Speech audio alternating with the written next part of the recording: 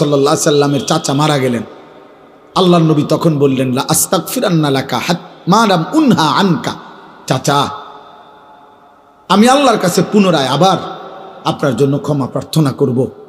চাচা, আপনি জাহান্নামে জ্বলবেন, আমি এক ভাতিজা, এটা মেনে নিতে পারি না চাচা।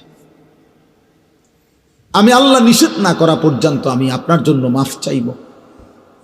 নবী সাল্লাল্লাহু আলাইহি সাল্লাম তখন হাত তুলছেন, আর কোরআনুল কারীমের সূরা তাওবার মধ্যে আয়াত আছে, আল্লাহ নাজিল করে জানাইলেন, মা কানা লিন নাবিয়্যি আন ইয়াকুনা মা কানা লিন নাবিয়্যি ওয়াল্লাযীনা আমানু আন ইস্তাগফিরু লিল মুশরিকিন ওয়ালাউ কানু উলি কুরবা মিন বাদি মা তাবায়্যানা লাহুম আন্নাহুম মিন আসহাবিল জাহিম।